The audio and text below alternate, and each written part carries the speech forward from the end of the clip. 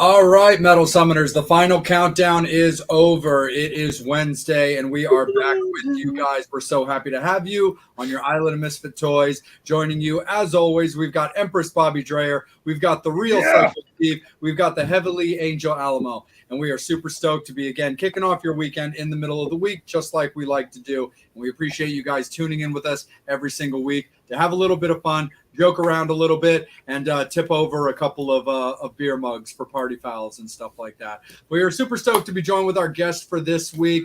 You know, he was recently at Masquerade with all of us, rocking out in Philadelphia. Monsters on the Mountain. Monsters on the Mountain with Bobby and also with myself right before COVID when Metal Church played Fishhead Cantina. So we are really, really excited that he's taking a little bit of time out of his evening to rock out with us. We've got from Metal Church, from Autograph, we've got Steve Unger on the show. How are you, sir? I'm doing great, guys. Thanks for having me on, man. How you all doing? We're doing great, man. We are super stoked. And thank you again so much for joining us. And it's definitely been a wacky 2022 for you. Talk a little bit about how 2022 played out for you and what you have to look forward to when it comes to 2023. Because it looks like the Autograph tour dates are starting to pop up pretty solid. Yeah, there's a lot of things. This year, we were just coming out of, as you all know, the last 2 or 3 years of that pandemic thing was a fucking nightmare for all of us. Yeah. And 22 was, we started seeing light at the end of the tunnel, and 23 looks like it's going to be pretty good. Man, we got all kind of things lining up right now. Awesome. Yeah, and as you know, I'm doing the thing with Autograph right now, and Metal Church is still kicking. We got some news coming out here real soon.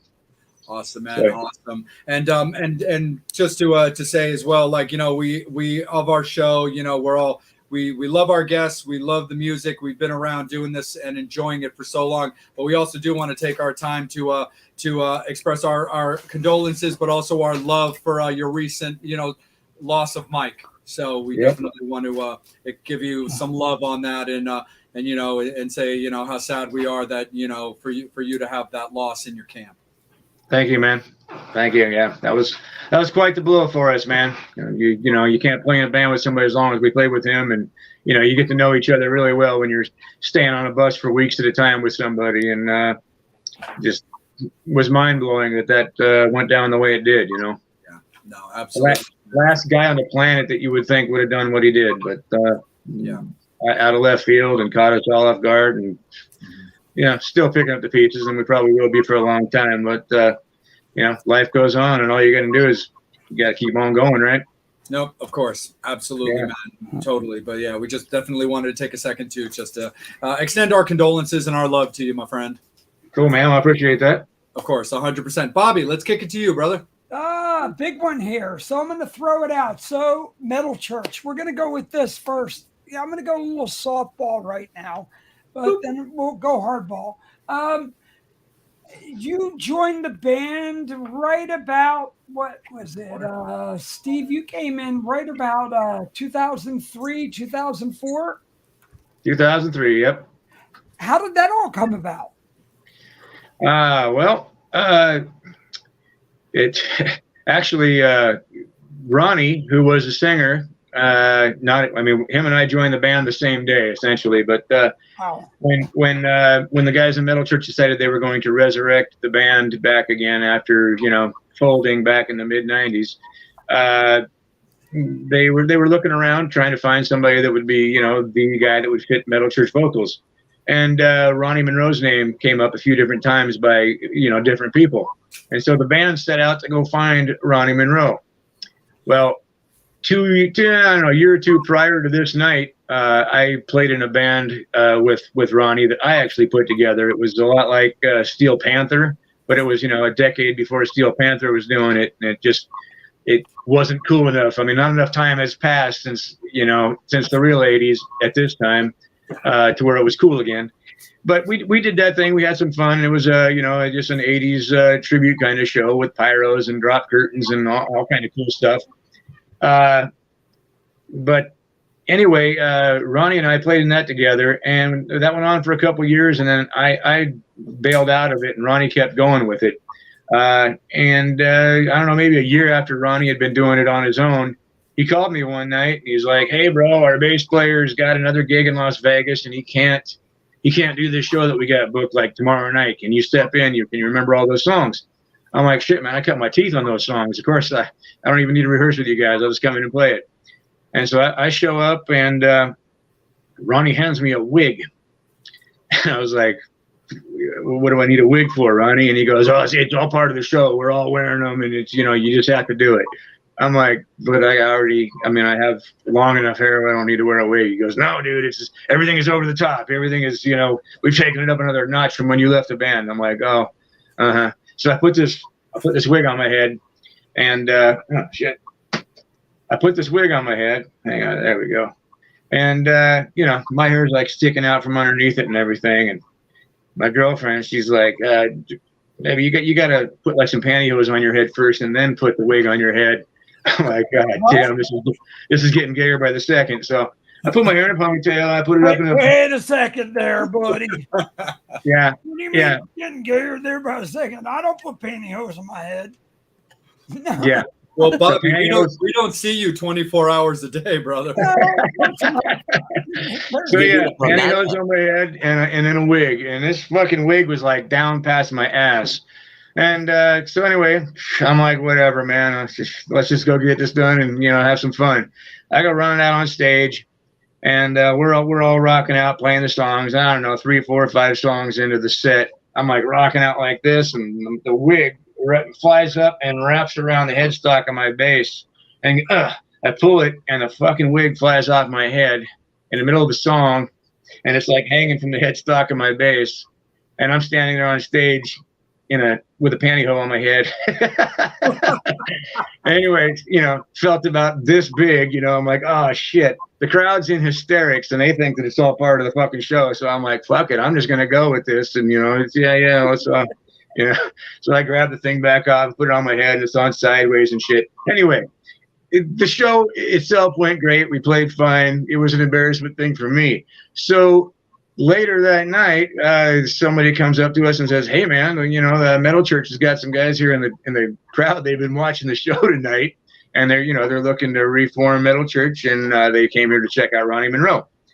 So Ronnie gave him his information, and they called him up to come and do an audition with him like the next day. And when Ronnie got there, they asked about me. They're like, "Well, what about that bass player you were playing with, last night when we came to see you?" I was like, "Oh, that's my buddy Steve. He was just filling in last night." And anyway, so Ronnie called me on the phone, half hour after he got there and said, "Hey, man, they're interested in you, playing bass. Are you interested?" I was like, "Well, yeah, yeah, Of course, at the time, I was playing in another band, and I was sitting in actually this exact seat right here. I was sitting in my studio recording with the band that I was playing with then, and I got the phone call then, and I was like, "I'm going to have to call you back on this." But that's how it all came about. They came to see Ronnie, and they ended up seeing both of us when we were playing a bunch of cover shit with pantyhose on my head. So anyway, they invited me out. I came out like a day or two later, and they gave me 2 or 3 songs to learn, and I went in there and made it halfway through the first song, and Kurt Vanderhoof took his guitar off and he just set it down and he walks out of the room, and I'm thinking to myself, well, fuck, that didn't go real well. And anyway, Kirk Arrington and him both left the room, and they came back about 5 minutes later, and they're like, "The gig's yours if you want it, man." I'm like, half a song? And they're like, "Yeah, dude, we gave you 3 songs. You want to play the other 2, we can, but we saw you the other night, you got the look, if you're willing to do all the traveling and everything, we're excited to have you." So there it was. That's how it all went down. And then we recorded Way to the World and started touring. And I've been there ever since. Wow. Yeah. That's super duper cool, man, for sure. Like, how was it jumping right into the studio with like a band like Metal Church, like right off the bat? Well, at first, of course, it was a little intimidating, but the fact that Ronnie and I joined at the same time, and also Jay Reynolds, who was from Malice, he joined maybe a week after Ronnie and I did. So in a way, it was, although it was Metal Church and, it's a legendary name band, 3 of the 5 guys were all came in at the same time. So it wasn't like, just one guy was replaced and you're the new guy going into a program that's already established and already set up, and then you have to do exactly this. So when we all came in, Kurt and Kirk kind of knew that it was going to be a little bit different than the band's been in a long time. And so they pretty much handed the ball to us and said, do what you would do. Don't worry about doing exactly what's on all these albums previous, and be you, do what you would do. And so that's what we did, and that's everything just kind of fell into place after that. Nice. Yeah, that's it's really a whole lot easier to be productive and be creative when you are basically given the green light to just be you, do what you would do here, instead of always worrying about, well, goddamn, what would Duke Erickson have done here? He was the original bass player.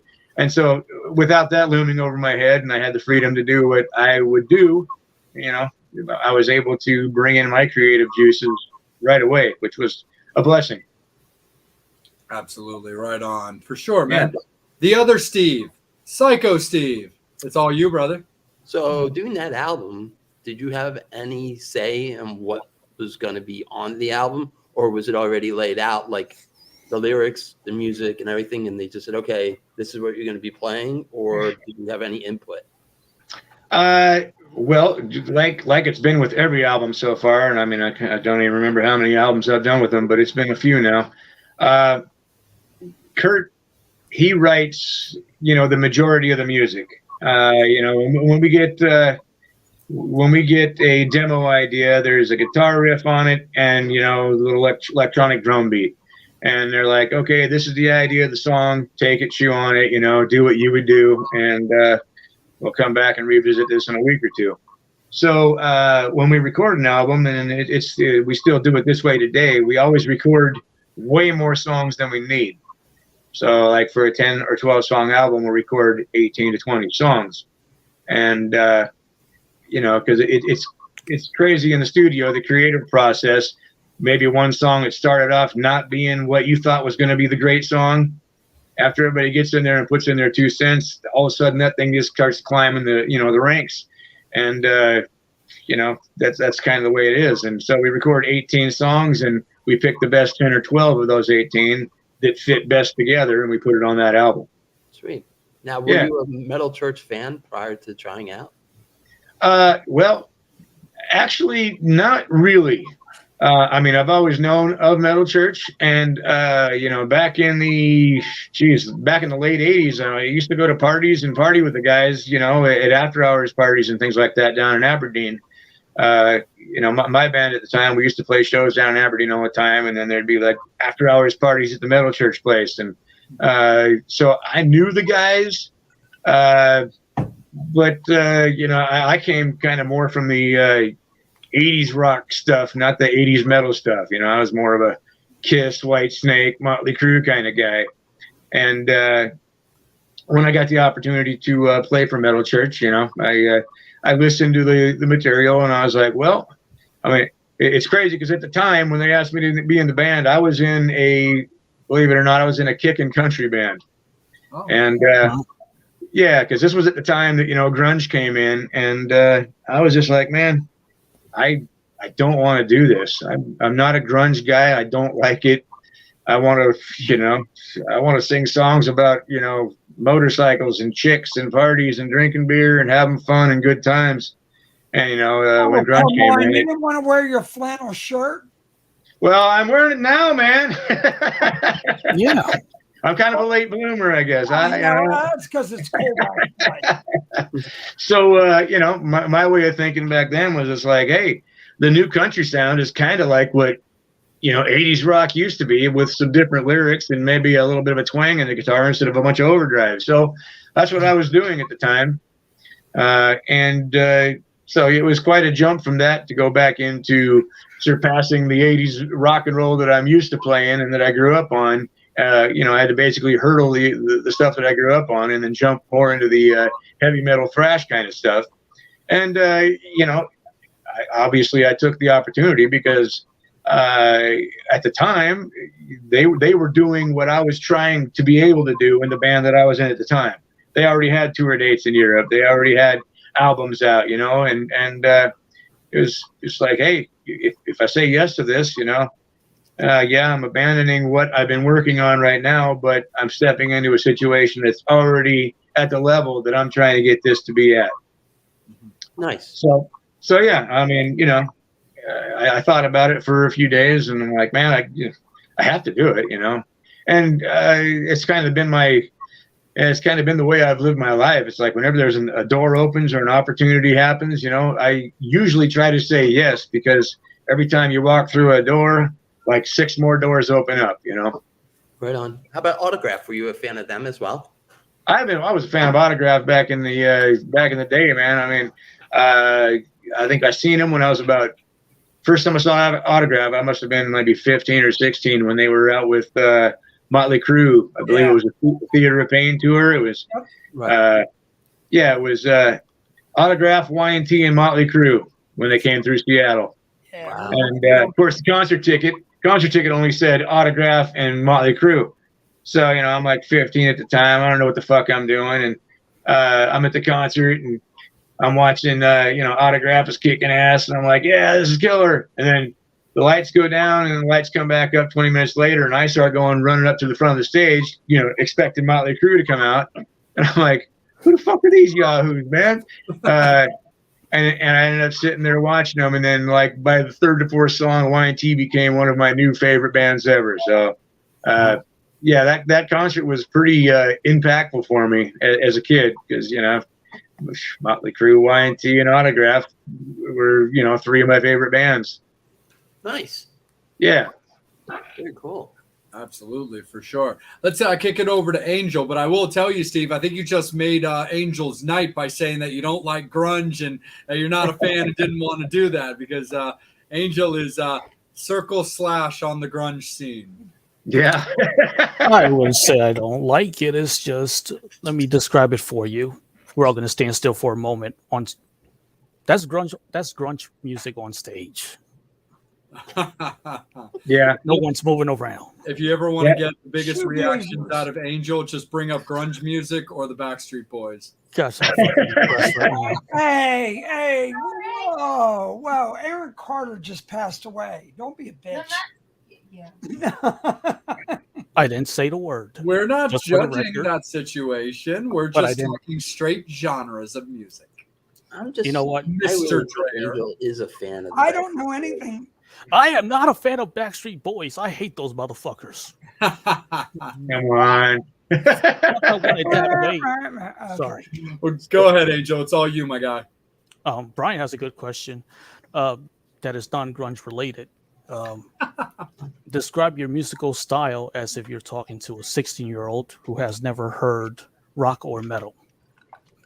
Wow. That's a cool Describe my style. Yep. Man, I'd have to hand him the Destroyer album from Kiss and say, listen to this, and it'll get you a good idea where I'm starting. Is that where you started out at? No, I actually started off with Elvis, man. And nice. yeah, my parents fucked me up at a young age. They brought me to see Elvis when I was like 6 years old. You got to see Elvis? I did, man. I was 6 years old, 1975, Seattle Center Coliseum, man. Wow. Yeah, right before he started getting fat and heavy, you know. So I saw him when he still, you know, looked like Elvis was supposed to look. When he was still really shaking his hips. And it was peanut butter, bananas, and all downhill after that. Pretty much. Oh, what was your first concert? Elvis. And the Jordanaires? No. Yeah, Jordanaires was there. Yeah. Yeah. Very cool. Big Yeah, fan yeah. of Elvis. Yeah, me too, man. So What Nice. concert have you always wanted to go to that you haven't been able to go to yet? Well, you know, I would have to say, you know, some of the people that have passed away that maybe they're not really my style or, you know, something that I drive around my car listening to. But, you know, people like, I wish I would have seen Michael Jackson. I never saw Michael Jackson. Victory Tour, Philly. Yeah. Jersey for me. Yeah, I mean, I got a pretty big musical taste, and I can appreciate So do I. almost everything and anything. And just because it's not like my cup of tea, it's not what I would want to get up on stage and do. It doesn't mean that I don't see, the hard work that went into making that show happen. And you look around at something like a Michael Jackson concert, and the place is sold out. The tickets went like that in a second. So there's a lot of people in this world that do appreciate that kind of stuff. Oh, for sure. It was crazy. We had Jennifer Batten on this show, and we were talking to her about when she was playing for Michael Jackson for that Super Bowl in like '93. Yeah. Yeah, it was wacky. She was like, "There's so many people." Yeah. Were they actually playing, or were they lip syncing? Back then, nobody lip synced because you couldn't. It was '93, so there was no tape. Yeah. So you got to figure back then, wow, that was pre-Nipplegate.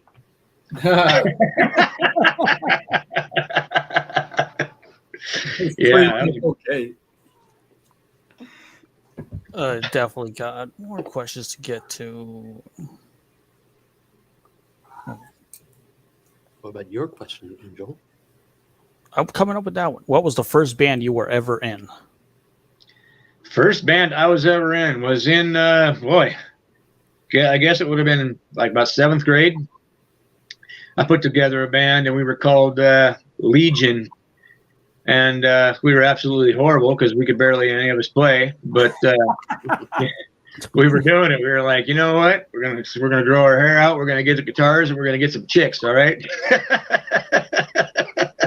And God, we would go up and play like school. I don't know, when a couple times we got to do like the lunch cafeteria and things like that, or some of the choir concerts and stuff like that. They would let us finish the show and things like that. So I got to go up in front of all my peers when I was in junior high school and stink up the place.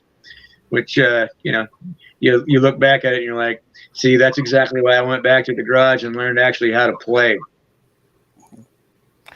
What advice would you give to a new bass player?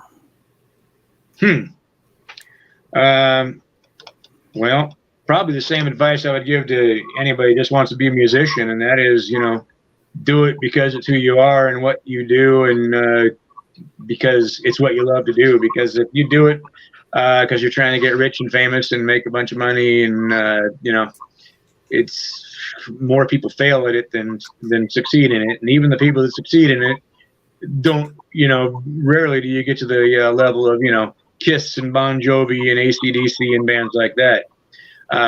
So it's a labor of love, man. You have to do it because it's who you are and it's what's inside your heart, And if that's not the reason why you're doing it, then you should probably find something else. Oh, come on, Steve, quit bullshitting. Bass players fucking get a job more than anybody else. Yeah.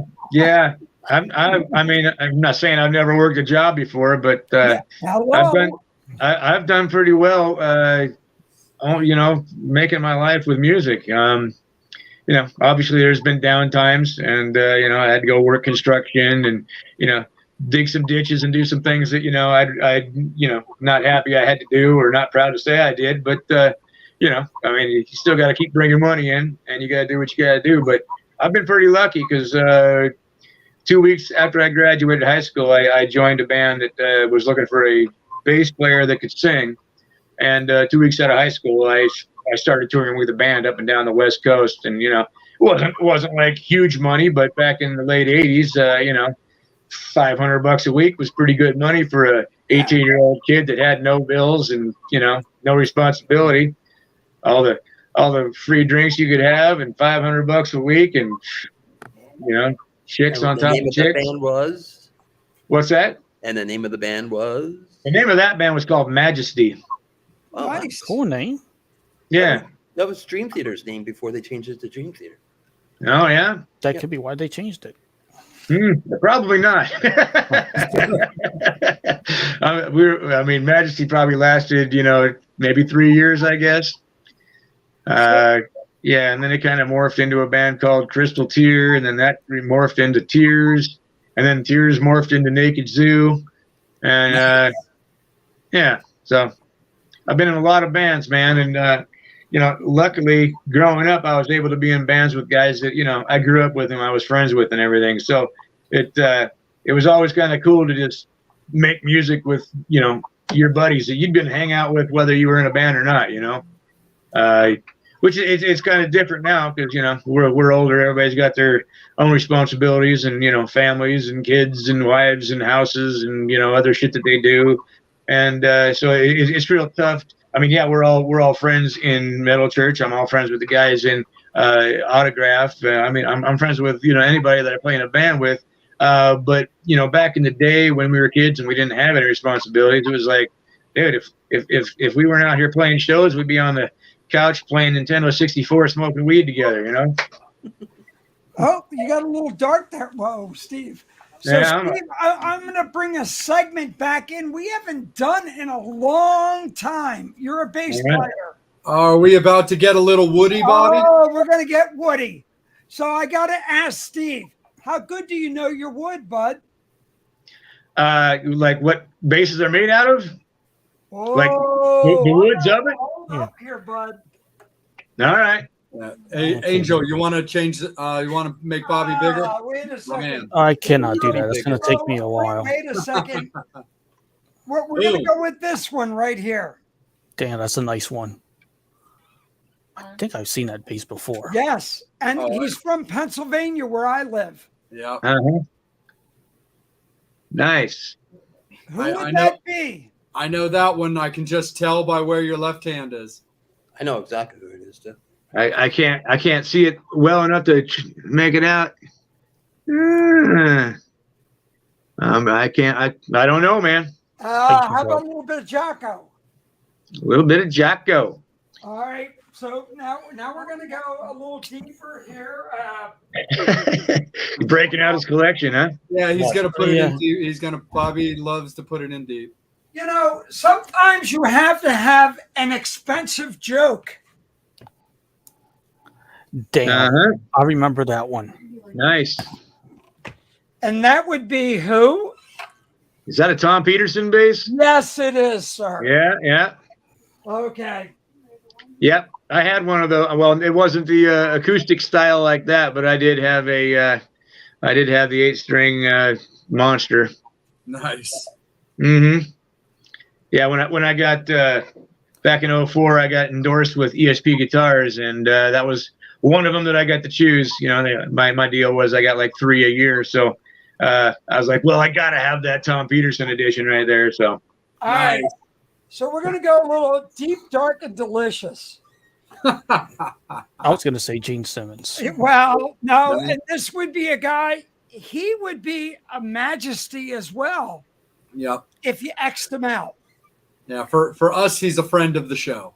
I know exactly. I'm not going to say it. He's a very skinny, non-Caucasian black man. And he famously said, "Shut up, Bobby," on the show one time. Shut up, yes. And plays with a guitar player named Ty. man, you guys are putting the pressure on me here, man. Come on, All right, Pinnick, give it up, huh? Dougie. Oh, Pinnick? Yeah. We've done a lot of shows with Doug.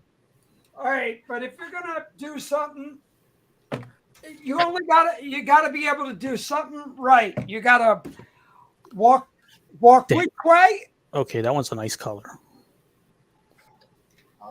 Oh yeah. Ooh, that's a pretty one. Yeah, but if you do yeah, it gets a little sweet on the emotion. Is that a hint? Yes, it is. It's Mr. Tom. Uh-huh. Nice. Yeah, look, I love my wood. Nice. Absolutely, 100%. Well, let's keep it a similar segment. Yeah. So, like, Steve, talk a little bit about your gear and the basses that you play and stuff. Well, I've been endorsed through Metal Church. I've been endorsed with ESP Guitars since 2004. So most of the stuff, I mean, I own other stuff. I used to work for a company called Boogie Body Guitars back when I was younger. And My buddy owns it now. yeah, Adam Weaver. nice. So yeah, I got a few of those that I built, and a few of them that I just acquired when I was working there. And of course, you know, growing up as a kid, when I joined that band that right out of high school, I bought myself a couple of Charvel Jacksons, and that's what I started off with Autograph a few months back. I broke out my Charvel because my endorsement with ESP was through Metal Church. Nice. Yeah, and it's like all the styles of basses that I got from Metal Church, you know, they're all kind of the Wicked design and the Tom Araya design and things like that. And they're just a little bit too wicked looking to play with Autograph. So I broke out my Charvel, and that's what I played for the first, I don't know, 6-8 shows. And I hit up my guys at ESP. I'm like, I sent them a picture of me on stage with Autograph with a Charvel in my hand. And I was like, guys, what's wrong with this picture? And they're like, what the fuck? You need to pick a bass or two. So they just sent me a new bass. And so our last Autograph show, which was at the Whiskey in Los Angeles, Hollywood, was the debut show that I broke out. Well, she's right here. Ooh, nice.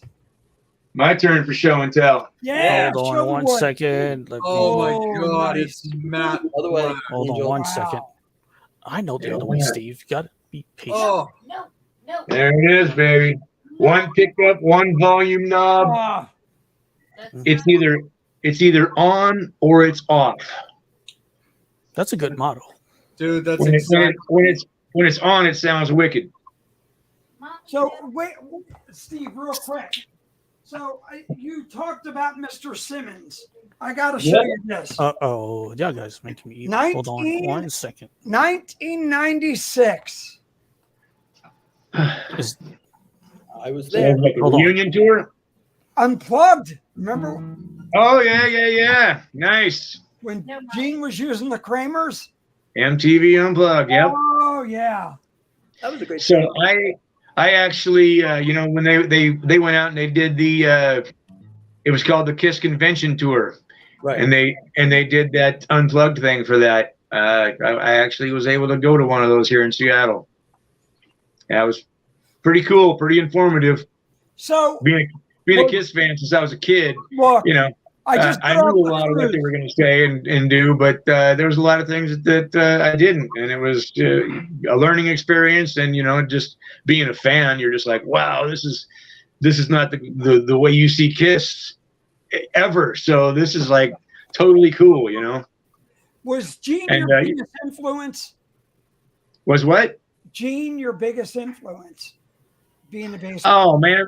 Well, Kiss in general, I wouldn't just say Gene, because I mean, when I started out, you know, I was a guitar player at first, Yeah. and I just, you know, like I said earlier, man, I grew up with Elvis, and that's what got me into music. And then, you know, when I was probably about 7, 8 years old, I started discovering and getting into Kiss. Had a next door neighbor buddy of mine that it seemed like every day would bring over a different fucking Kiss album, and I'm like, how many albums have these guys got? I mean, every day you're bringing me over something else. You know, it was Love Gun, Destroyer, you know, Kiss, Dress to Kill, Hotter Than Hell. I'm like, Jesus, double platinum. And then when he handed me Alive 2 and I opened up that inside cover, I was like, this is what I want to do with my life. Yeah, the inside cover of that was just like, dude, this is the coolest thing I've ever seen. Dude, that's awesome. Yeah. Steve, that bass that you showed, that's an ESP also. Yeah. Dude, that thing's sick, man. I'm such a. It's funny too because like I'm such a snob myself when it comes to like excess knobs and stuff on my basses. I hate it. I go like so crazy. I have this one Dean bass that I really like for when I do metal shows, but it's got like 5 knobs on it, and I'm like, why? Versus like my Ride or Die bass, which is actually a silver tone, but it's got such amazing mechanics in it that it never dies on me. But it's got like 2 knobs. I'm like, yeah, 2 or 1, and I'm good. Like I don't need this like crazy knobs thing. So I love the fact that thing's like 1 pickup, 1 knob, matte black, and just let's go. Yeah, it plays like butter. I mean, it sounds great. The only thing that I could say about having multiple knobs to work with is I do like having the hey, my dog's down here saying hi. Hey guys, Hey. say hi to my dog. Hey, So I gotta bring one out. This hey, bring. is That's one my of Nice. puppy right there, Sabrina. Hi, Oh. girl. And Steve, like you, I'm a guitar player, but I love bass. So Yeah. I fell in love with Mike Dirnt, and I gotta say, there's nothing like a Telly style bass. ZZ Top, everybody who's used these, they're just like you said, simple, 2 knobs, that's it, 1 pickup. Yep. Just go kick ass. Yeah. Yeah. Yeah, like I say, the only thing I like about having the I like the 3-band EQ on a bass, only for the reason that say I use a pick for probably 80% of the shit that I play. Yeah. So when you're playing all aggressively and you're all you're picking away, it's really easy to get that high end clicky attack kind of sound where you cut through the mix. But say you break it down and do a slower song like "Watch the Children Pray" or something where you're playing with the your fingers. It just changes the overall tone of the bass, and sometimes it's nice to just be able to reach down and give it a little more mid boost or a little more high end, a little more tap to it when you're using your fingers. So I just like the capability of being able to adjust a little bit on stage. But if you got a good sound guy out front, I mean, that's really what matters. So we talked wood, but we never talked gear wise, amp wise. What are you using? Ampeg classics, man. 810s with a SVT classic. Wow. That's been my go-to for as long as I can remember. I did have a endorsement with Basson for a while back. I don't know, must have been 2008, something like that. And Nicky Six turned me on to their 810 cabins. He's like, dude, you gotta try these things. So he turned me on to his A&R guy, Sean Green, that was at Basson.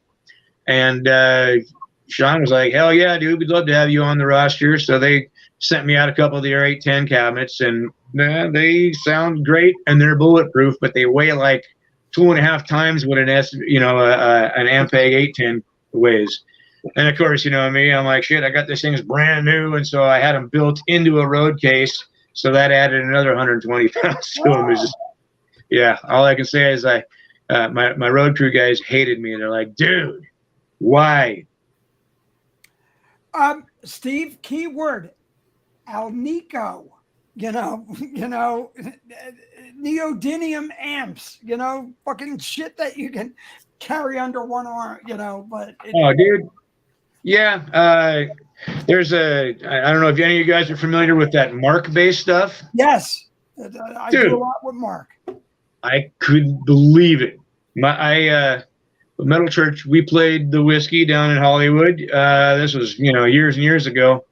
And I blew up my Ampeg head the night before, wherever the hell we were playing the night before.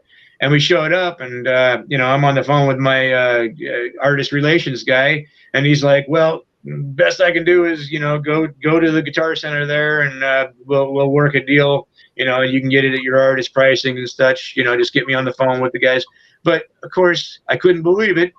Guitar Center in Hollywood, California didn't have an SPD classic head. I was like, what the fuck? So anyway, I was screwed. And so the guys at the Whiskey, they were like, well, hey, you should try this. We got, the Whiskey backline gear. You should give this a try. I'm like, all right, well, let's see what you got. They bring out this little box about this big. It looked like a wireless receiver, man. And they set it on top of my head, or on top of my my 810 cabinet. And I'm like, that's pretty cute. You guys joking me, right? Oh. And they're like, yeah, don't knock it till you try it. And I'm like, all right, well, I mean, showtime's in 3 hours, and I need a fucking amp, so let's try this thing out. Dude, I did turn that thing on, and I was like, what the hell? There was so much punch in this little thing this big. I couldn't believe it. Couldn't believe it. It's amazing, the technology out, Yeah. Look, turned me on to Tech 21. So I use a lot of Dougie shit. And it's that thing that you said. Yes. Oh my God. This is my fucking. Everybody asks, where do you get your tone from? I'm like, well, you got good bass, new strings, an Ampeg SPT Classic with an 810, and this little gadget right here. Oh my God, that thing will kick your ass across the room. Dude, this is all you need. I've been at festivals over in Europe, and like an amp went out, and I'm like, fuck it, pump me through the monitor and use this. And it got me through shows. But dude, Sans amp, amazing. What an amazing guy. And look, if Pinnock, underrated bass player. I mean, we all love Doug. Oh, yeah. If the guy fucking did that many albums over his span and I'm like, wow. Every Metal Church album that I've been on, that's what I used. That's amazing. Size doesn't matter. It's the motion of the ocean. No, I can tell you that at 58 years old. For sure. Psycho Steve, let's get you back in, brother. All right. So we talked about Metal Church. We didn't really talk much about how you got the gig now in Autograph. I know you now live on the East Coast, close to Jimmy, right? No, I live in Seattle. Oh, you still live in Seattle. Okay. So how did you get the gig with them? Okay, well, you can tell he's got a goddamn flannel shirt on. well, hey, okay, let me clear up the flannel shirt first. First of all, this shirt, a friend of mine, Joy Hutt, made for me, and you got to check us out. The reason that I love this shirt, and it's become one of my favorite shirts, is because it's got, I don't know if you can see it or not. Hold on one second. See the TCB logo Oh, on the back? yeah. Nice. Got a little bit of Elvis on the back. Yeah. So, shout out to my friend Joy Hutt Tippins, who makes all kind of stuff. She makes me jackets and shirts and all kind of cool stuff. Huh? Does she have a website? We'll push her. You know what? I don't know. She does.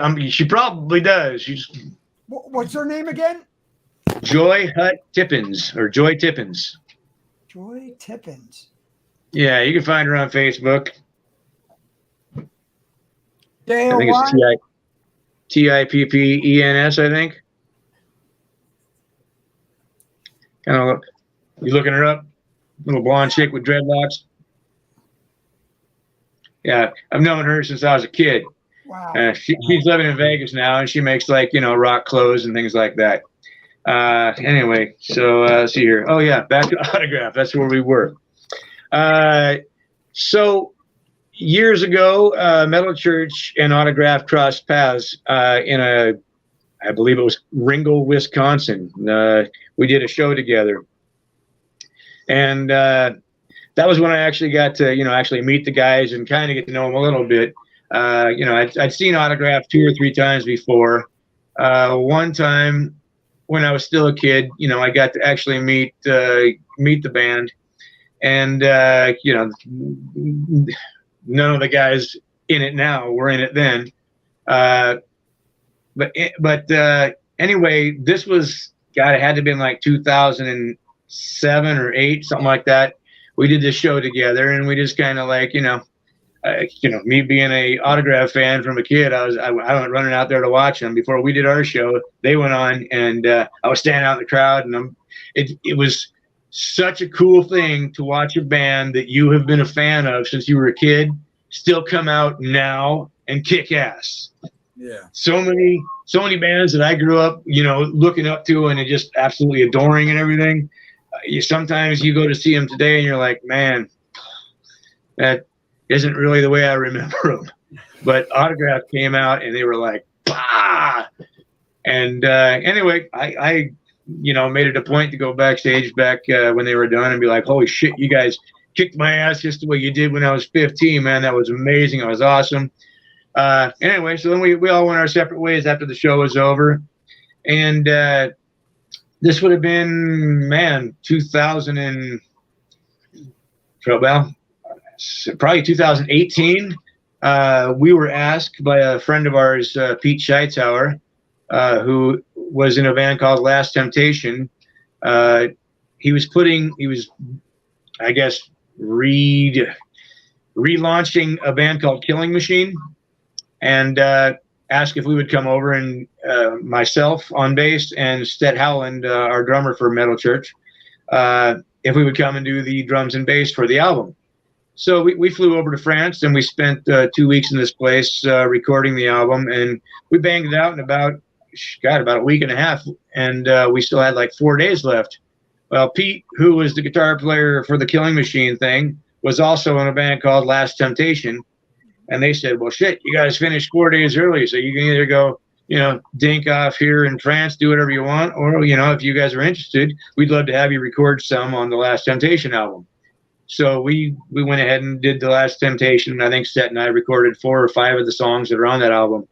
And then we were asked when the album was finished if we would be interested in, doing some tour dates to support the album. And we were like, well, as long as it all makes sense and it doesn't interfere with, Metal Church or anything else that we have going, we'd love to. So we did. We went and we did a couple of festivals with that band.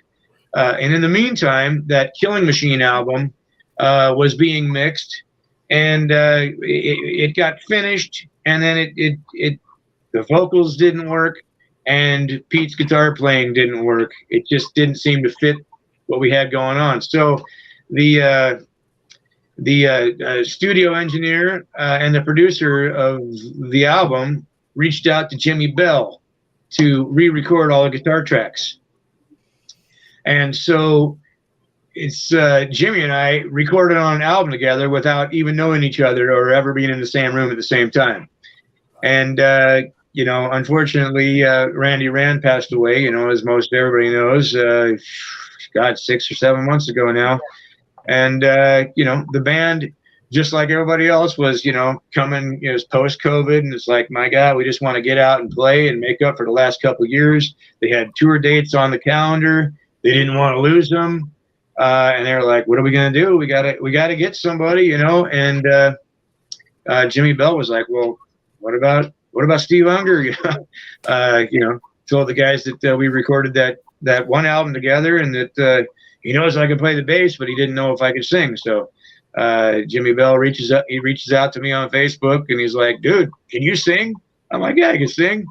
He goes, can you sing high? I'm like, yeah, I can sing high.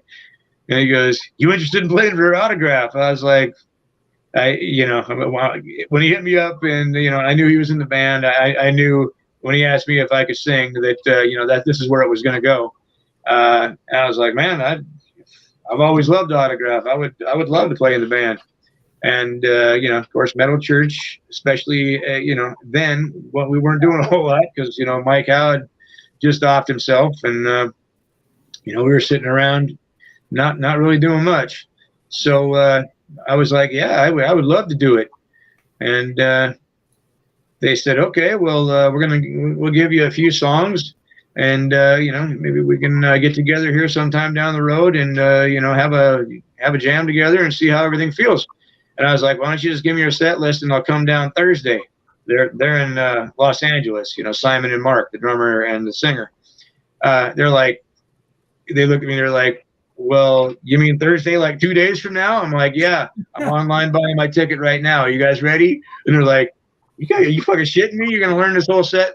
And I did. I learned a set, and I flew down there on my own dime 2 days after they called me. And we made it through about the third song. And they were like, dude, I don't even know if we need to keep going. You already fit. You fit like a glove. And I'm like, well, this is right up my wheelhouse, man. This is what I grew up on. Hey, there's my other dog. Hi, sweetheart. What's her name? This is Sabrina. She a chocolate lab? She's a silver lab, yeah. Silver chocolate. Hi, girl. Yeah, she's just almost a year old now. Oh wow. Yeah.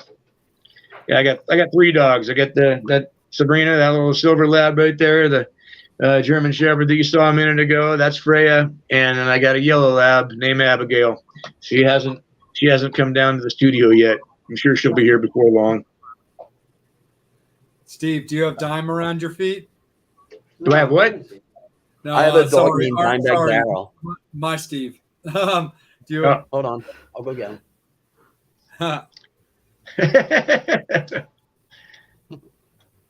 No, that's awesome, man, for sure. How does it just how does it feel like on just despite the fact that you're an established professional that's toured all over and played, was there any kind of weirdness just on your account, just coming into this band that you've always held in such high regards on such an unfortunate circumstance? Was there anything about walking out on stage with them for the first time? There's Dime. Was there anything about walking out on stage with them for the first time that was just maybe a little bit like, just kind of rough, not necessarily so much intimidating, but I think you understand what I mean. Well, looking back on it, I mean, you could say it's kind of surreal in a way because, God, this is a band that, God, my girlfriend's boyfriend isn't me. When I was a kid in high school, that was like my jam. I would fucking drive around with that song just fucking cranking because it was just hysterical and awesome, right? Yeah. And, they were one of the bands that were like the first big concerts, when I was, 14 or 15 years old, I guess it was. And so just the fact that they were one of the first bands I saw was, it kind of put it in your, in your mind. It just kind of set the level where concerts should be. And,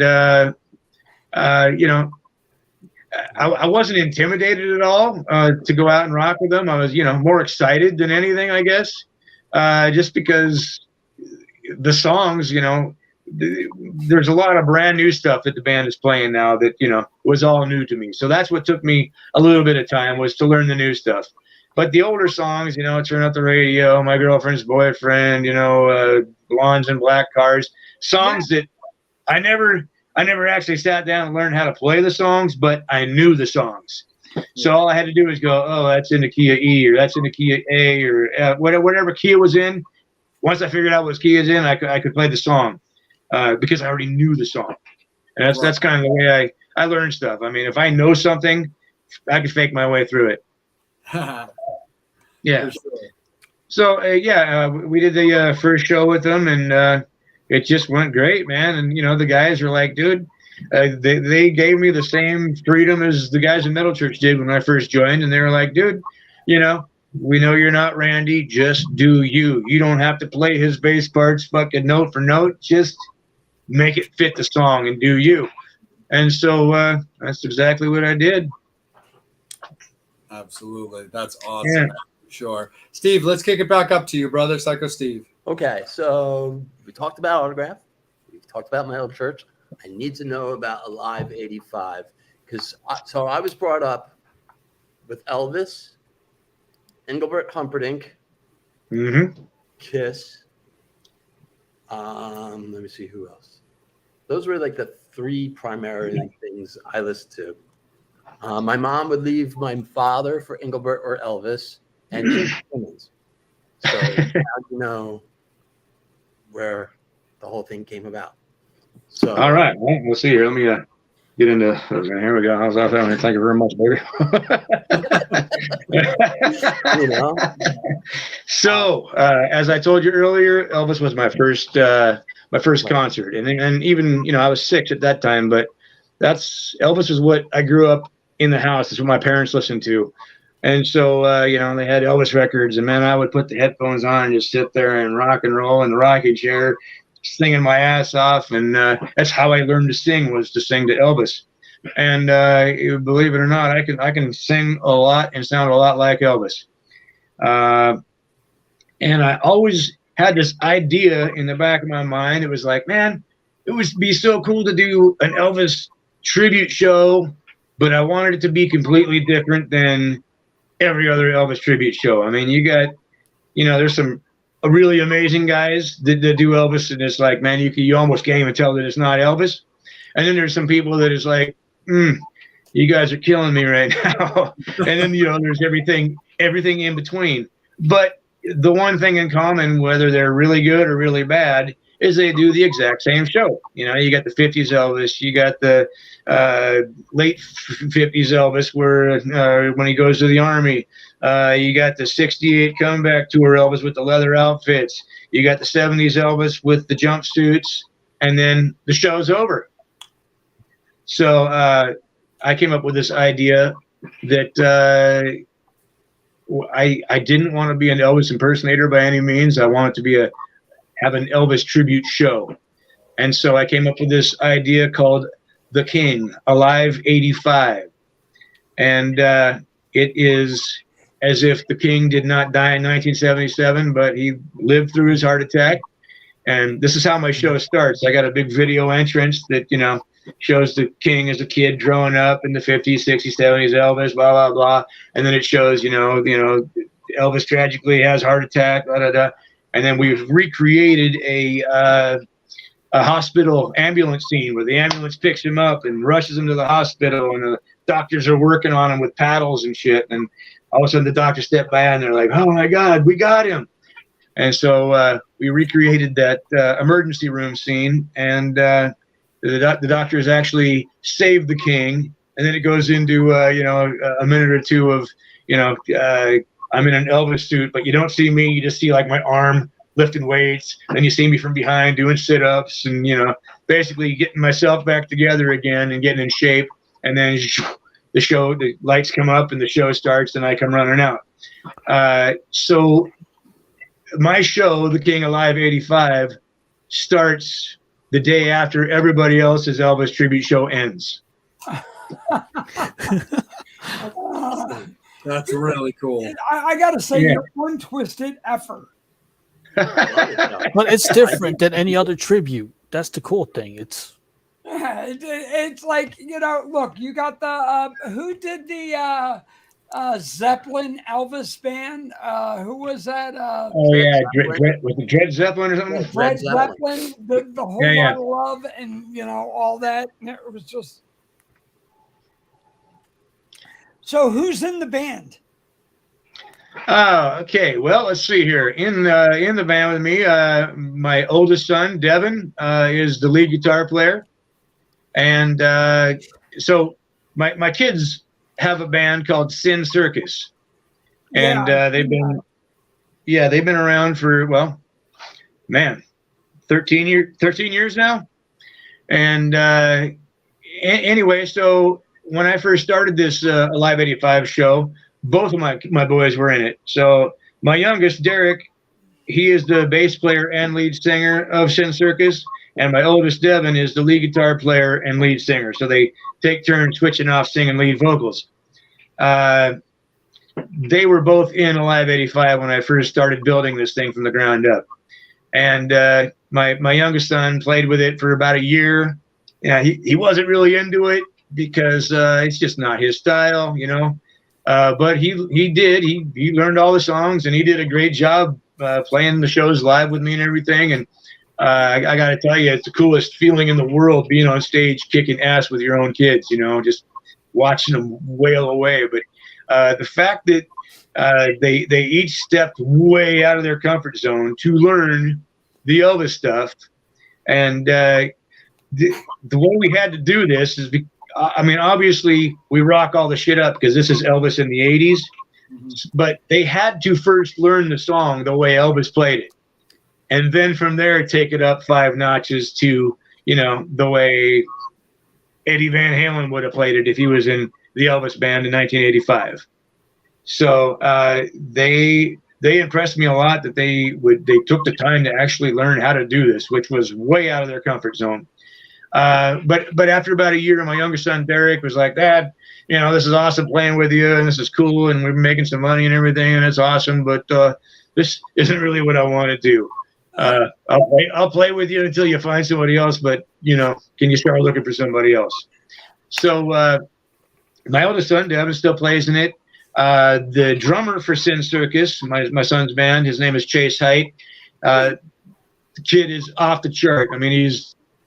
I'd put him up on stage next to any of today's heavy rock, metal, any professional drummer, and he could hold his own. and Josh Yubera is the other guitar player for Sin Circus, and he's also the other guitar player for Live 85. And then, of course, there's myself as the king, and my friend Ron Leonardi. He's on keyboards, so he does all the pianos and strings and horns and all this stuff. And then I have got Jessica Giddings, who is my backup singer. She sings all the harmonies and everything with me. So it's a 7-piece band. Wow. Dude, that's so Yeah. super cool. Need to see this. Yeah. Yeah, and then so when my son Derek stepped down, I brought in my a good friend of mine. I've known him forever. His name is Bobby D'Angelo. He was in a band called Mechanism. You may or may not have heard of them. They're out of the Seattle area here. Anyway, he was like, dude, I've always had a secret passion for this Elvis stuff, man. I mean, I got nothing but respect for the way this stuff actually is played. And he goes, I kind of want to test myself. Can I learn 1 or 2 of your songs and maybe get up the stage and jam with you guys? And I was like, sure, that'd be cool, man. And then when my son said he wanted to step down, I called him. I was like, hey, man, remember when you said you wanted to play 1 or 2 of my songs with me? And he goes, yeah, you ready to do that? And I'm like, well, can I throw like 20 at you? And he goes, what? I go, yeah, I need a bass player. You interested? And he's like, dude, send me the set list. I'm in. So that's where we're at now. The band, I've been doing the Live 85 show for, can't even believe it, but going on 4 years now. That's bitching, dude. You talked about it being outside of your kids' comfort zone. What is your kids' comfort zone? Are they rock and metal guys? They're rock and metal guys, man. Yeah, if you get a chance to check out Sin Circus, man, go on YouTube and search. God, they got probably 5, 6, 7, 8 videos out, and just they kick ass. Nice. Yeah. That's awesome, man. Hell yeah. Angel, let's kick it back down to you, buddy. Do we have more questions from the fans? Yes, we do. Your favorite Elvis song to play live? My favorite Elvis song? Yeah. Oh man, boy, I got several different favorites, but they're different favorites for different reasons. I think my all-time favorite Elvis song is "Suspicious Minds." I mean, that's the most known one by everybody. The second "Suspicious Minds" come on, everybody goes, "Oh, that's an Elvis song." So that one, I love playing it, and of course we rock it up and we speed up the tempo and everything. So I have a lot of fun with it, and of course the breakdown part, "Oh, that will be mine." Oh no, all that middle part where I get to drop down on my knees and the girls are like, "Ah!" And then I guess my second favorite would be like "My Way," just because the song really resonates with me, because it's like kind of the way I've always lived my life, is kind of by my own rules. And I remember being in high school and shit, and all the teachers and my friends' parents were all like, "Yeah, Steve, this is cool and everything, but you'll grow out of it. You'll end up cutting your hair and you'll get a good job, and you'll become an adult like the rest of us." And I was like, "Man, I certainly hope not." And so the fact that here I am at 53 years old and I'm still playing in rock and roll bands and metal bands and an Elvis band, and I was able to make a living at it for all these years and still doing it. The song "My Way" kind of resonates with me quite a bit. Besides that, it's a fucking amazing song. If you could bring back any member of the 27 Club, who would it be? Yeah. That's a good question. Yeah. Oh my God. I don't even, to be in my band or just to go see so I could experience them?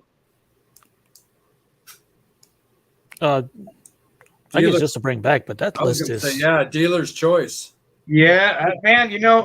I would have to say probably Hendrix, because not that I'm so much a Hendrix fan, but I mean the dude's iconic, and I never got a chance to see him, so I would say Hendrix, or what is it, Janis Joplin, right? Yep. She's in Joplin. right? Janis Joplin, Kurt Cobain, Amy Winehouse, Jim Morrison. Yeah, so I mean, I've partied with Kurt Cobain. I mean, back in the days when we used to, earlier I was telling you we'd go to parties at the Metal Church pad. God, those guys would be playing like in the basement of the place, and fuck, they were horrible. They chase everybody out. They chase everybody out of the basement. And everybody go upstairs because the band was so bad downstairs, and then they ended up blowing up and becoming one of the biggest bands in the world. Blew my fucking mind. I couldn't believe it. Oh, what is it like being a member of Autograph after seeing them live? Well, as you know, there's probably there's a lot of two sides to every story. A lot of people are happy and glad that the band is going on. A lot of people think that it shouldn't. But I'm just happy to be a part of it because as a kid, I've been a fan since I was a kid. And the fact that Metal Church and Autograph did a show together and they kicked my ass, and I had the same level of respect for them, 30 years later than the first time I seen them. And the fact that, I was the first phone call they made to see if, I was interested. And, now I've been with the band for, I don't know, between 4 and 5 months, and we've done, 12, 13, 14 shows together. The style of shows that we're doing, the kind of places that we're playing, the festivals, just everything. I mean, they're pro, they're top notch, and I love the way they do business. I'm just happy to be a part of it. What band do you wish you could be a part of? If Well, there's any. Man. As far as rock bands go, Kiss has always been my favorite band.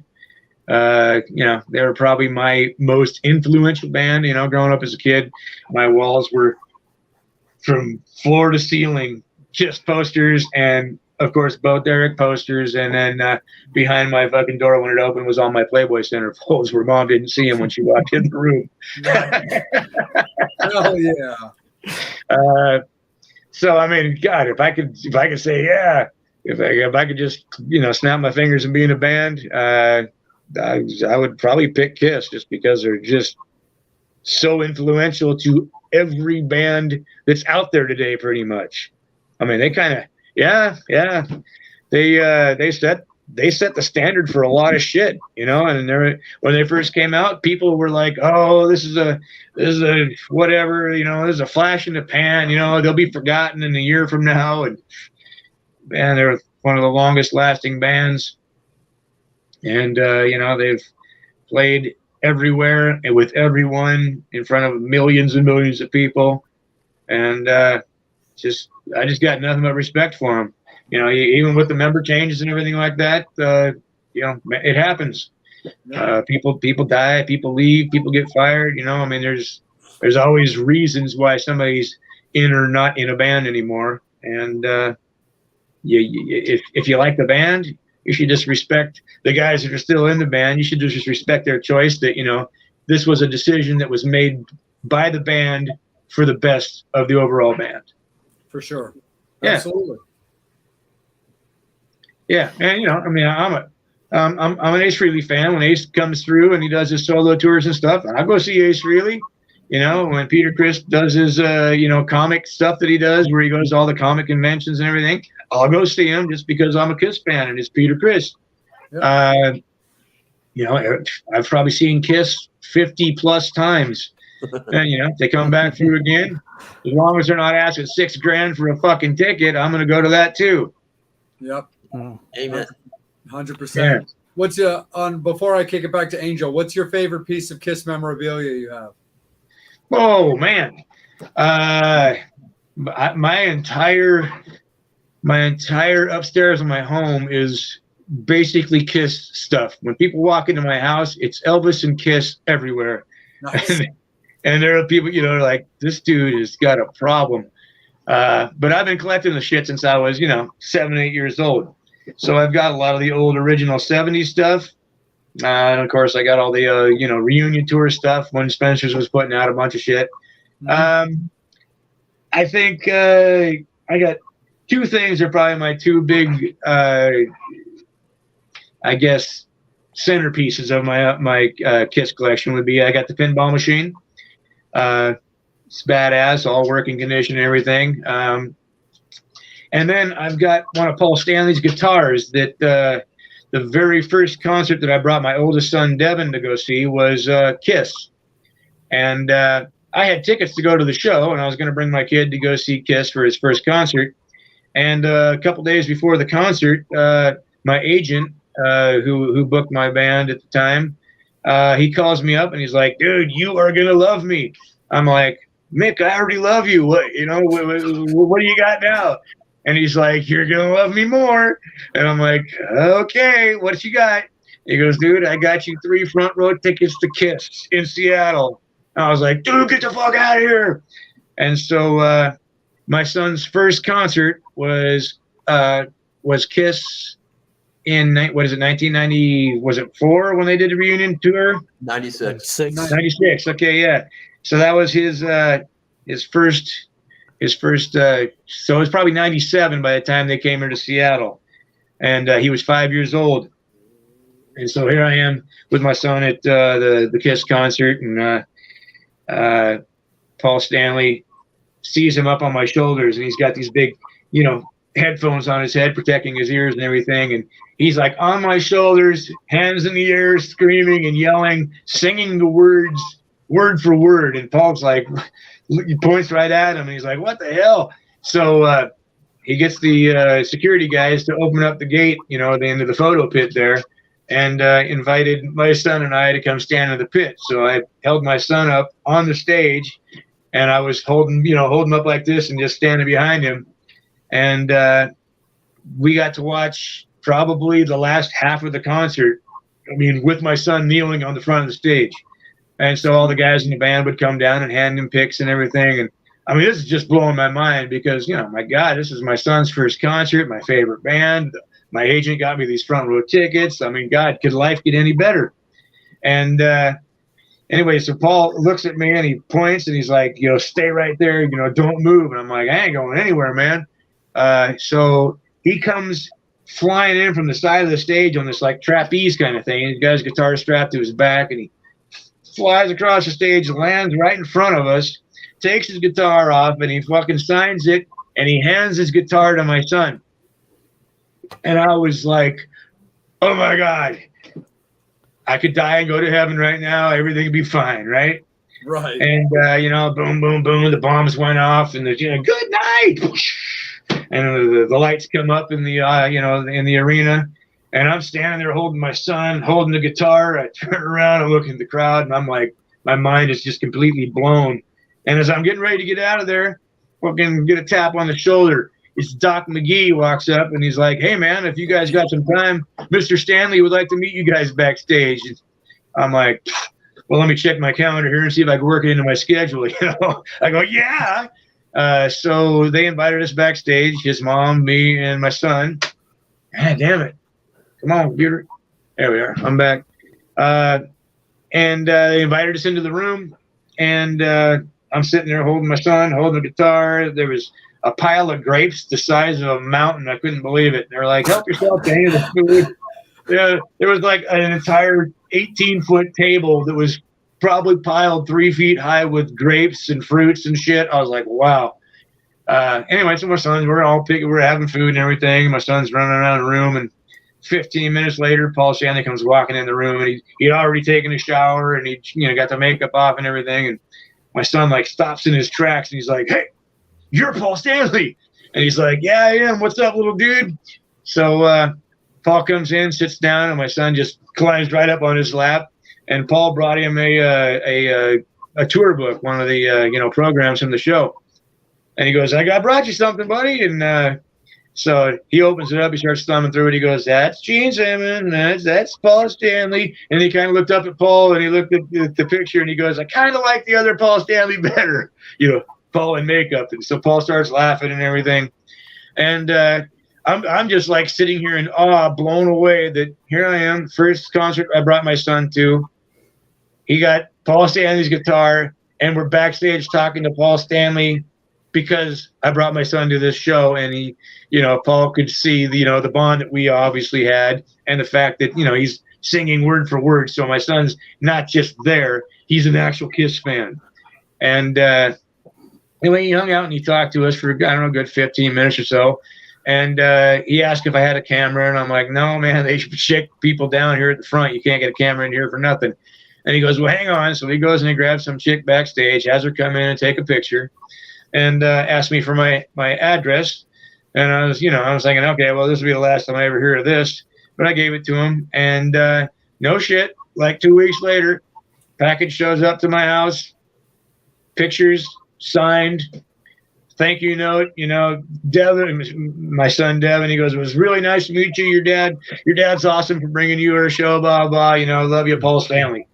So his guitar, that picture, and that note is probably my most prized Kiss possession, getting back to the point. That's so awesome.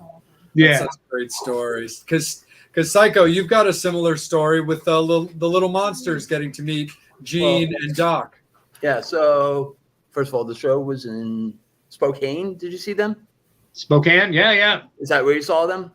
I saw them in Seattle and Spokane. So okay, for that tour, it was Spokane, and they also did Tacoma, just to let you know. I've seen all three of them. Yeah, so they did August 30th and 31st, just to give you a heads up. So, okay, so my story is a little different. First time I ever saw Kiss was July 25th, 1980, Eric Carr's first performance. My father took me to my first Kiss show then, because my father was best friends with Bill Aucoin. Nice. So that's how I got introduced to the whole Kiss world. So good. Fast forward, I became a father, and then I brought my kids to the Kiss concert, and I took them to Philly, and we waited and everything, and I see the backdrop, and this is for the end of the road tour. It's almost 3 years ago, and there's just Gene back there. So of course, I like to poke the bear a little bit, and it's on a Friday night, and it's the Sabbath. So I go, hey, Chaim, good Shabbos. He looks over, he's like squinting, and he calls me over, and I have both my sons with me, and he goes, how many times am I going to tell you, Steven? It's Shabbat. And he looks at me, he's all in makeup, boots, everything like that, sees my kids, he's like, hello, Jack, fist pumps him. Hello, Charlie, fist pumps him. The kids look at me like, Dad, Gene Simmons knows my name. I'm like, Father, show some respect. They're like, oh, okay, Grandpa. And they give him a big hug. But yeah. And then, of course, I've shaved my head for a charity event. And I always say to people, I lost my hair in the divorce. But, but when I saw Doc, when we were going back to our seats and everything, Doc's like, what's with this, Steve? You look like one of his Gene's people. I'm like, I am one of his. I'm like, the hook doesn't lie, So I understand how, that's, you can't capture that. Right. You can't, I have so many memories. I've seen Kiss in every state except Delaware because they've never performed in Delaware. I was at the Spokane show. So I've seen them in, let's see here. Yeah, any show that's ever been in Washington, any show that's ever been in Oregon, seen him in California, seen him in Vegas, seen him in Dayton, Ohio. God, where else have I seen him? New York. I think it's about it. But I've seen him a lot, like 50 plus times. Yeah. My first time seeing Kiss was on the Crazy Nights tour. So I never got to see the 70s, 80s, or I never got to see that. But my first time seeing him was without makeup. So, and, but being a Kiss fan, I was like, I couldn't even care. But the cool thing about the first time I seen him was all my family is from Cincinnati, Ohio. So all my aunts, uncles, grandparents, and everything. And we were back visiting for, 2 weeks in Christmas, over Christmas vacation. And my mom and dad, we drove all the way out there. And I see on the television, Kiss, New Year's Eve, Dayton, Ohio. And I'm losing my mind because we're leaving like 2 days before that to start driving back home. And I was like, oh, my God, no way. And my parents stretched out our 2-week vacation an extra 3 days so that me and my cousins could all go see Kiss in Dayton, Ohio. So for my Christmas present, they bought me and all my cousins and We all went. There was like 5 of us, and had a blast. My very first time seeing Kiss was on New Year's Eve. Wow. And King Cobra, probably. Yeah. Or Keel. I don't even remember that, man. I think that I might have gotten there just in enough time to see Kiss, so I don't even know if I remember seeing an opening band at that show. Wow. Sweet. That's sick, man, for sure. Angel, let's kick it back down to you, buddy, with more fan questions and questions from yourself, of course. But fans, it is also last call for alcohol, guys. So fire them in there. Hit Steve with rapid fire. Angel will get them all. Anything that you want to get answered or comments you want to give to Steve, this is now your time to do it. So rock them all in there, guys. Last call for alcohol when it comes to questions, because we always want to respect the time that our guests give us. So, Angel, let's kick it right back to you, buddy. Okay, 5 more fan questions. One song that makes you hot when you hear it. Makes me hot when you hear it. Well, I don't know about hot. There's one song that every time it comes on the radio.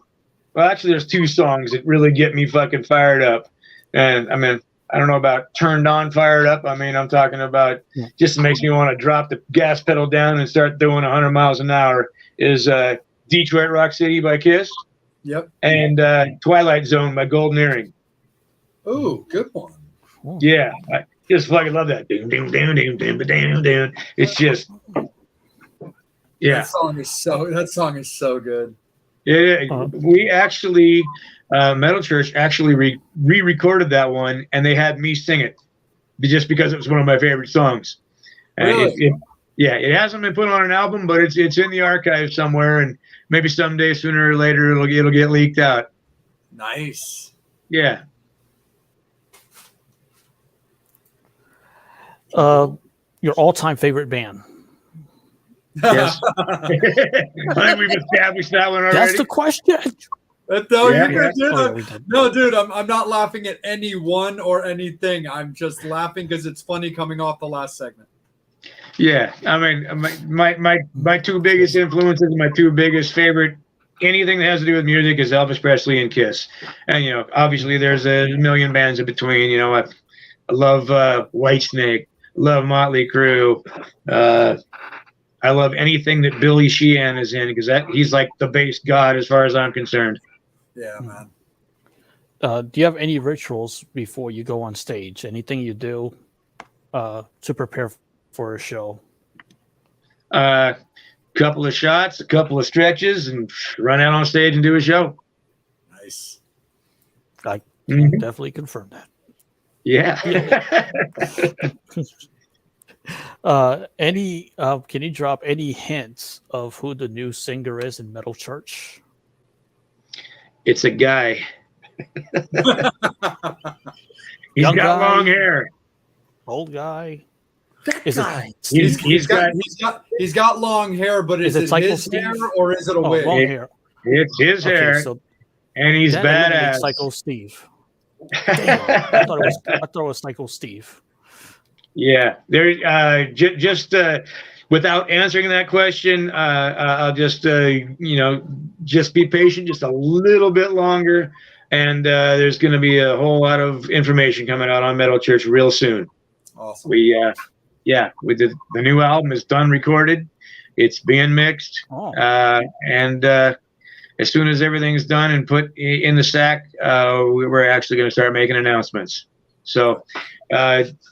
I'm as excited as everybody else is, because I've been tired of fucking keeping this under wraps and under my hat. But it's all part of the plan, to build up the, everybody's wondering who is it? Oh my God, what are they going to do after Mike Howe? I mean, you got to take it up another notch. I mean, what are you taking us at? What are you guys doing? And I'm excited, and I can't wait to let the world know. Any funny stories you have of being on the road with Autograph? Oh, well, I guess there's not really a whole lot of stories yet, because we've only done like 12 or 13 shows together. But one thing, I love the man dearly, Jimmy Bell. He is when we travel, he's like a neurotic mess. He, my very first time meeting him, on our way to the first show, we landed in the same city together, and we had to wait for like 2 hours for the other guys to get in and all get on the same flight to continue on to the first show. And we're sitting there, and we're like sitting right in front of the gate that we're supposed to be on. And he gets a message on his phone. I mean, our flight's still 2.5, 3 hours away. And he gets a ding. Oh my God, they've moved they've moved us to another terminal. And I was like, are you sure another terminal or just another gate? Oh, I don't know, but we got to go right now. And he is hysterical because he has to be the first one at the terminal, at the gate, before anybody else. And like myself, Simon, and Mark, we'll go have some beers, eat a burger, go fuck off, go find a massage chair, go talk to some people, anything but sitting at the the gate for the flight. I mean, I got a seat number. I'm gonna, whether I'm the first guy on the plane or the last guy on the plane, I've still got a place to sit, right? And not Jimmy. He's got to be the first guy. And it's just we just kind of like look at each other and laugh. But it's just one of his things, We all have things. I'm sure there's things that I do that the other guys are like, this guy's a fucking wreck, man. But somehow at the end of the day, we all hit the stage at the same time, and we all go out and we do exactly what we're supposed to do, and it works. So whatever the combination is, you just let people be who they are, and if that combination works, I think that's what they call chemistry. Definitely. Yeah. Wow, this is the quietest I've ever heard Bobby. I'm telling you, man, I guarantee you that big ass fucking glass of Macallan just took him out. Yes. He was showing it off before you joined us on Steve, and he was like, "Yeah, dude, look at my big glass there." And I was like, "What do you got there?" He's like, "I got the Macallan." I'm like, and I'm already thinking to myself, be like, "All right, dial it in, brother." And it looks like he hit the dial tone. Nice. So I don't know how much time we got left, guys, but I mean, I got some hysterical stories about Metal Church because I got 20 years of touring with Metal Church. So I don't know if you want to hear one of those or. Oh yeah, we definitely got the time for sure. All right, so the first story. This is absolutely hysterical. We were playing over in Europe somewhere. I don't know. Where the hell was it? Czech Republic or something like that. And we were playing this festival, and when we're backstage, all having dinner and everything, and we look on the table next to us. I'm sitting there next to my buddy Stet Howland, our drummer, and we see this cell phone sitting on our table. And I look at him. I go, "You get a new cell phone?" He goes, "No, it's not mine." So I picked this thing up, and I, just to see whose it was, and I'm like, I don't know, but it wasn't locked or anything. So me and Stet, being the fucking assholes that we are, we're like, okay, so we take we get the camera out, and we pull our pants down, like take close-ups to the backside of our nut sacks and shit. And Nice. Stet pulls his fucking ass out and takes a close-up of his little fucking cherry. So we got all these fucking dick pics and ass pics on this phone. And all of a sudden, somebody comes back and we hear, has anybody found a cell phone backstage? And we're like, oh, yeah, there's one over here. And we set it down. And this smoking hot, amazingly beautiful chick comes walking in. And Stet and I are just like, oh, my God. And she picks up her phone because, of course, I put it on screensaver. There's fucking Stet's hairy ass as her screensaver. She picks it up and she looks at it. She just starts fucking dying laughing. And we're like, oh, my God, we're so glad you have a good personality over this. She thought it was hysterical. So anyway, there was that. One time when we were in Greece, and we got there, and we're supposed to have 6 individual hotel rooms, and we got there, and they had only had 2 hotel rooms for us for 6 fucking people. We were like, this ain't gonna work. So the promoter got busy finding us other hotel rooms, and there was no other hotel rooms to be had except the promoter of this place had a friend that was opening a brand new hotel. It wasn't opened yet. It was still probably 8 weeks away from being open to the public, but they did have rooms. There was water and power at the thing. There was just nobody at the front desk or anything like that. So they were like, all right, we got you guys your own rooms and everything, but you're in a hotel that's not open yet. We're like, okay. So we got free run of the place. So we go, and Kurt Vanderhoof is the only one that stays in the hotel, and the rest of us all go out partying in Greece. And we get fucking shit house drunk, and we're walking around, you know, taking in the sights and everything. I grab myself an ice cream cone, and we start heading back to the hotel. Well, all like 5 of us jump into this little elevator, and we push up, and this thing starts going up, and it's like, and the elevator stops, and we're like, oh no. 5 of us standing, we're like, you know, shoulder to shoulder in this tiny little elevator. I'm sure we overloaded it with weight, just being drunk and stupid. We didn't think about it. But we had to pry ourselves. You know, Stet used the cell phone to jam in between the crack of the door, and then we just muscled that thing open, and the door opened up, and the elevator was stuck right between 2 floors. So right in the center was you know, we had 1.5 feet, 2 feet at the top, and 1.5 feet, 2 feet at the bottom where we could climb out. And they were like, fuck, dude, if we get like halfway out and this elevator kicks on, somebody's going to get chopped in half. But we did. We all got out of there. And next morning, the workers came to work on it. And they're like, what the fuck? The elevator doesn't work. And we're like, we don't know nothing about it. We took the stairs. Yeah. Yeah, we didn't trust the elevator. But yeah, we were stuck in that thing for a good 20, 30 minutes trying to get out of that thing. And, you know, nobody to call. It's not like you can push the fire alarm. Not like you could make a phone call to the front desk and say, hey, somebody get us out of here. Because we were in that hotel by ourselves. We got any more time? Oh yeah, we're good, brother. All right. The most memorable one was in Amsterdam. Of course. Of course. Yep. So yeah, we're playing a place called the Melkweg in Amsterdam. It's kind of a little dome-shaped type building, and of course we got this double-decker tour bus. And Victory was our opening band on the tour, and we were sharing the bus.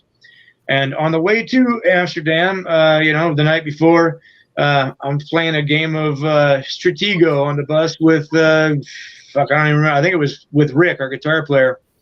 And Tommy from Victory, he comes down. He's like, whoever wins this, I'm going to buy him a space cake when we get to Amsterdam. And I'm like, well, you might as well just go buy that for me now, because there's no way I'm losing this game. And of course, I won the game.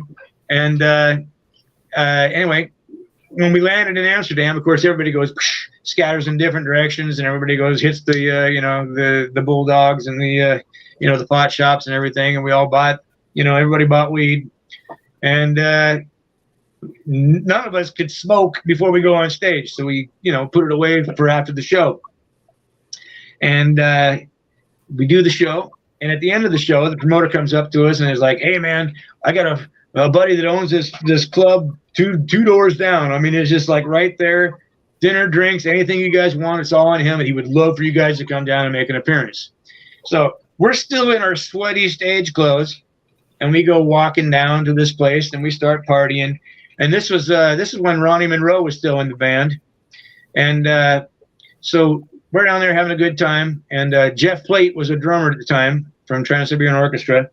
And Jeff and I don't know, an hour or two goes by, and we're like, let's head back to the bus. Ronnie's working on a chick, so he's like, I'll catch up to you guys. We're like, all right. We head back to where the bus is at, and the bus is gone.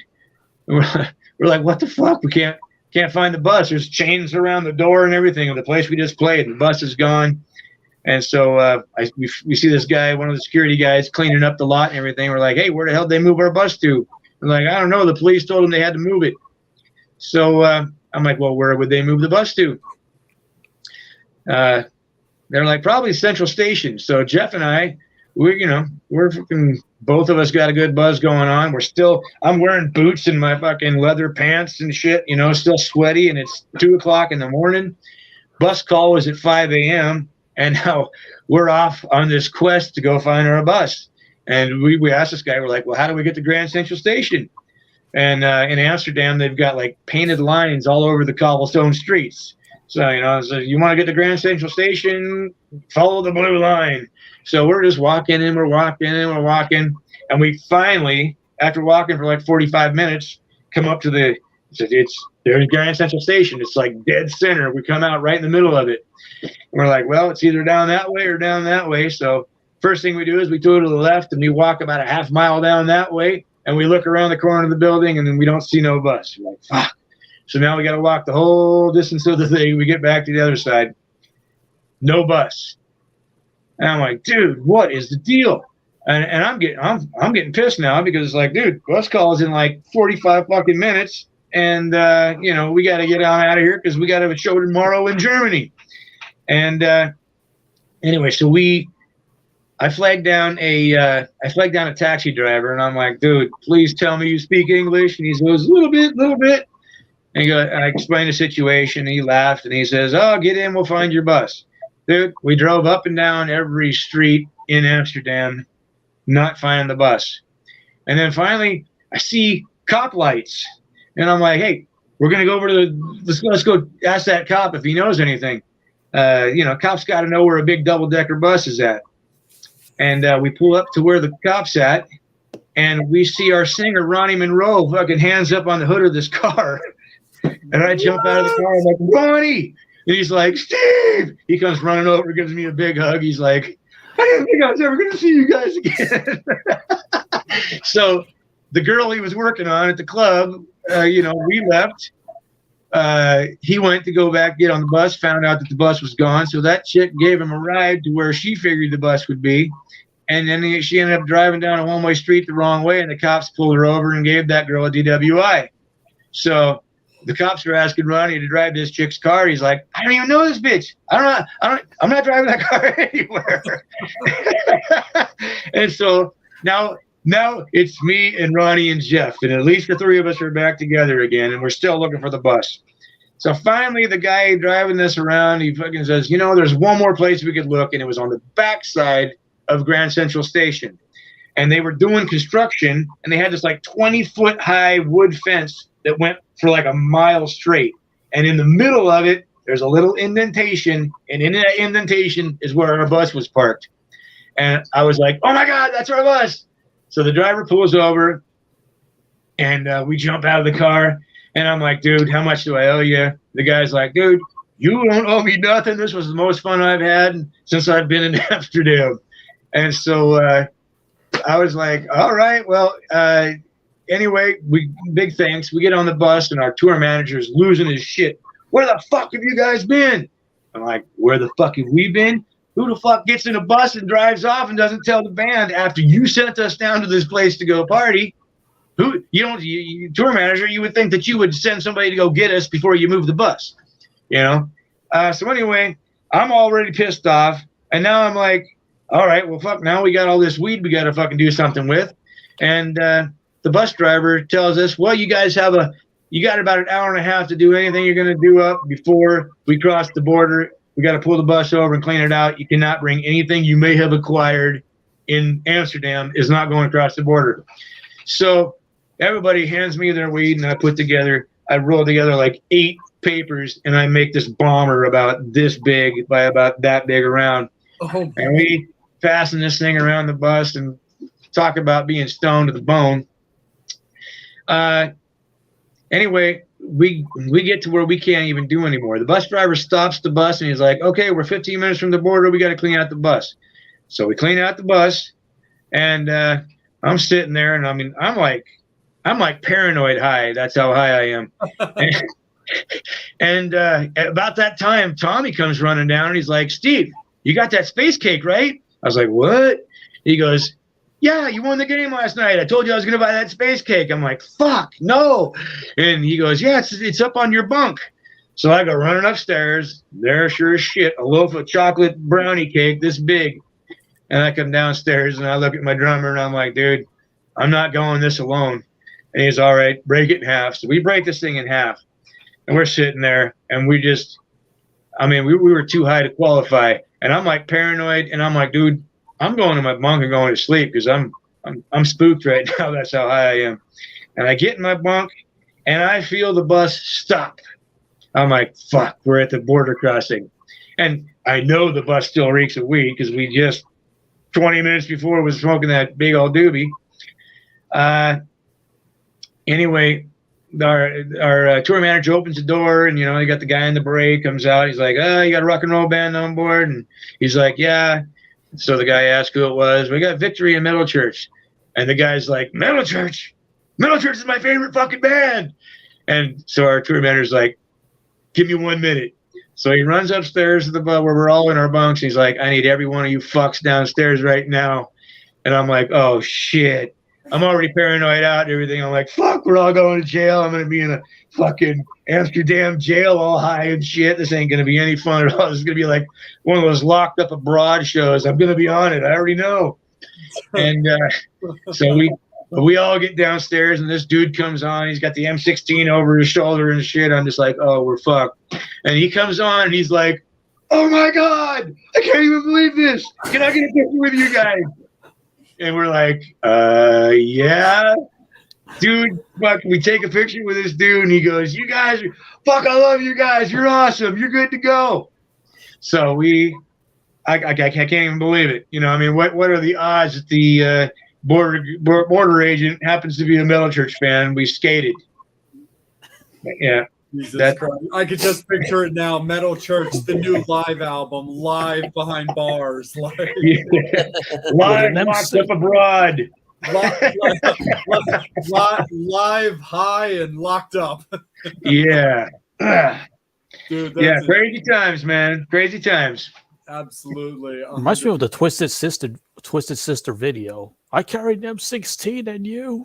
Yeah, was it weak?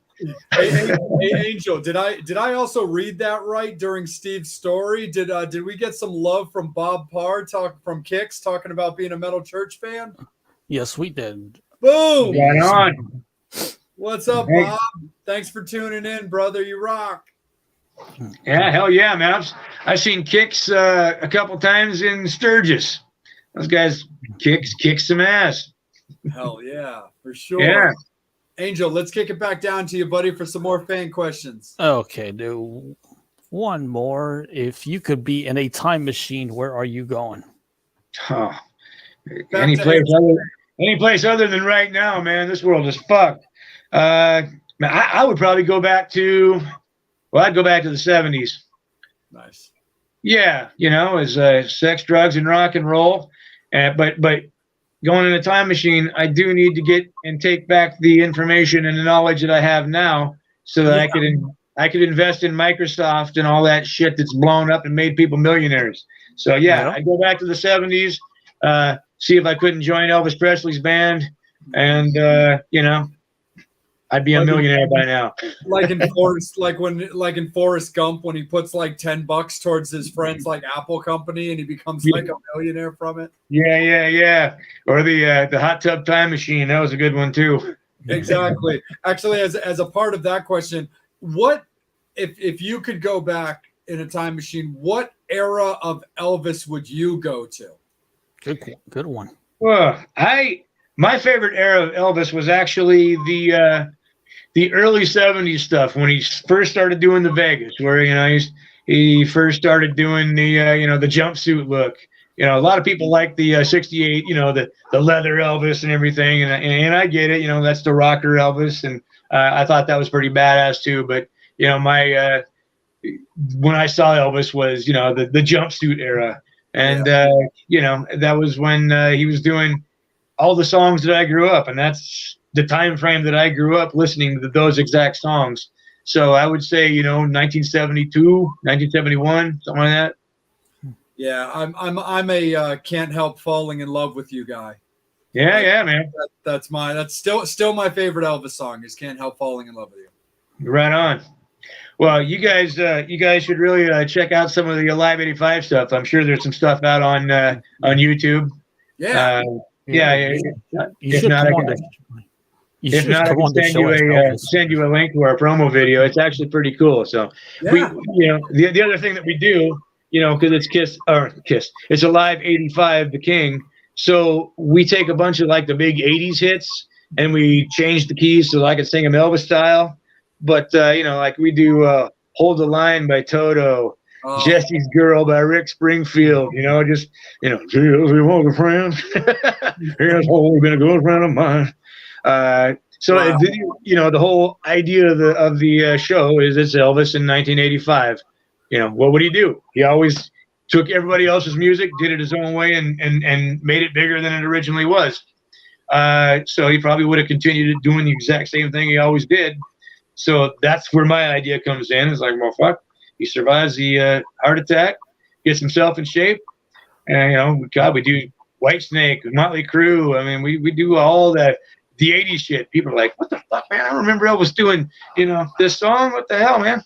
Nice. So here's a fun story for you, Steve, on our end. So there's a lost episode of TMS. It's not like we were live when we did it. It's now been moved into our archives per request. Not because of anything bad from the band, just per the band's people. So we interviewed Bobby Kimball from Toto. And it was great. It's about a 45-minute episode where we just talked Toto and tours and just cool little things.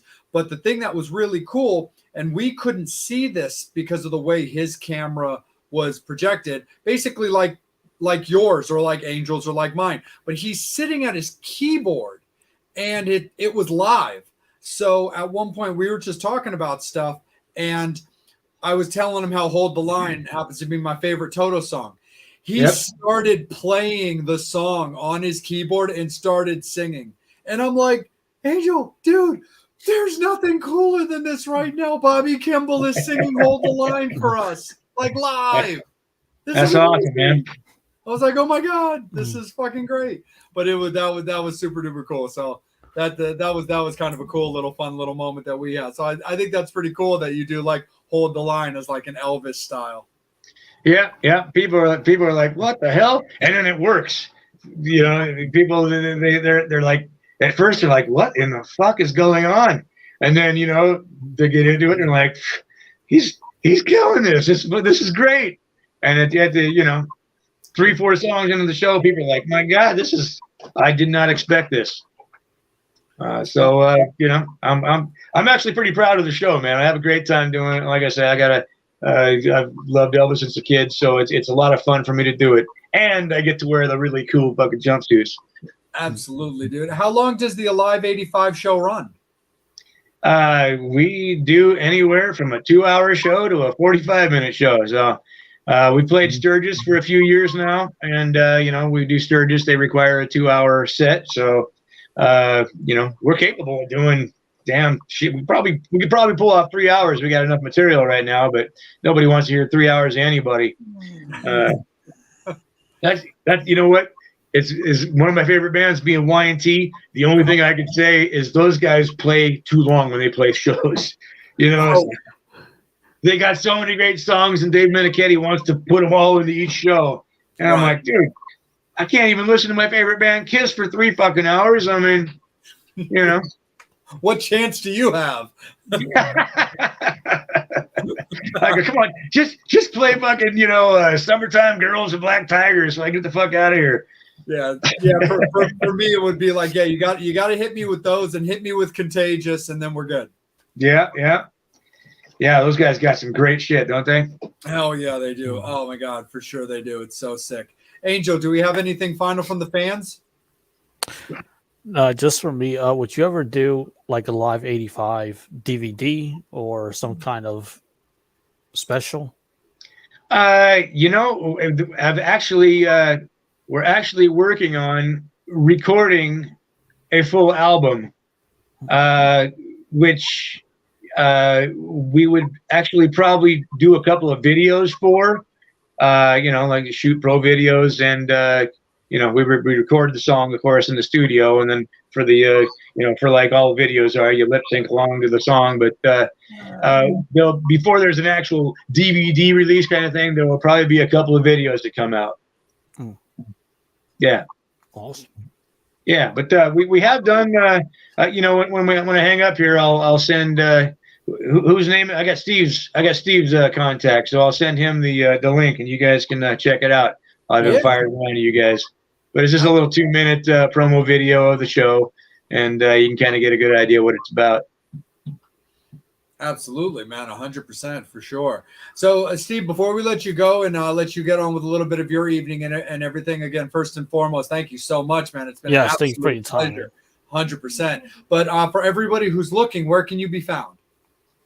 Well, you can find me at you can find me on Autograph Official. You can find me on Metal Church Official. You can find me at Steve Unger Facebook. You can find me at Alive 85. I mean, I'm not a hard guy to track down.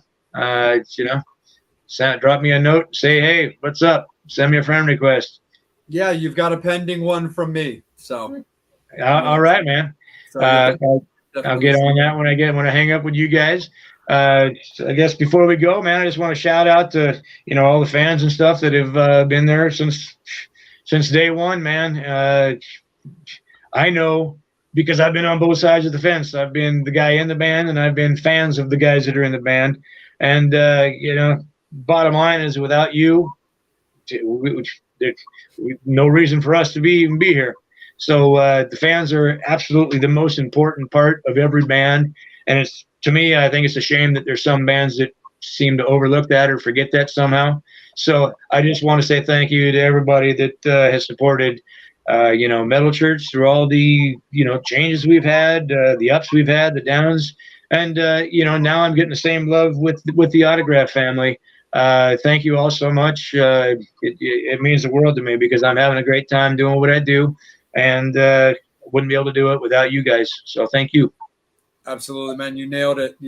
Everything about that was perfect. We say the same thing to our fans. We're like, hey guys, we get to interview these bitchin' guests and have a great time doing it. But like, you guys watch the show, like you guys, tune in and you ask these great questions to the guests, and they have a great time and all that kind of stuff. So we definitely feel you on that kind of love and appreciation. And again, Steve, we appreciate you saying yes to our invite and getting to talk Metal Church history and funny stories and Amsterdam pot stories and all that kind of stuff, bro. So we really appreciate you so much for taking a little bit of time.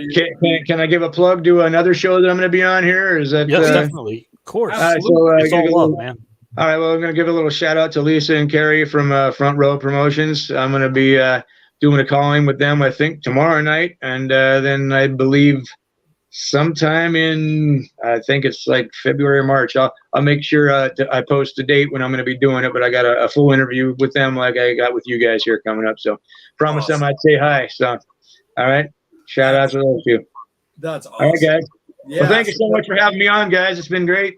You guys so are awesome. Happy to have you, Steve. Cannot wait to see you with Autograph. Can't wait to see you in Metal Church. Fans, you heard it right here. Make sure that you're keeping an eye on Metal Church. As soon as they get all the bows tied and all the I's dotted and T's crossed, there's going to be some goodies announced. So we definitely look forward to that. So make sure that you're following Steve on all of his social medias and everything that Autograph is doing and that Metal Church is doing. So fans, make sure that you're supporting everybody. These guys are finally back out on the road kicking ass. So we're super duper stoked to have them. Fans, we appreciate you guys so much. Guest announcement, as always, at the end of the week. And we look forward to seeing you guys again live next Wednesday. We're going to continue to have a lot of fun. So on behalf of the Metal Summit, on behalf of Psycho Steve, on behalf of Sleepy Time Bobby Dreyer, and on behalf of Angel Alamo, and for myself, Jay, we appreciate you guys so much. And thank you again on behalf of Steve Unger taking time out to rock with us. Thank you again, brother. You have yourself a fantastic evening, and we can't wait and look forward to having you back on again sometime in the future to discuss what's been going on. Right on, man. Anytime. You guys hit me up, all right?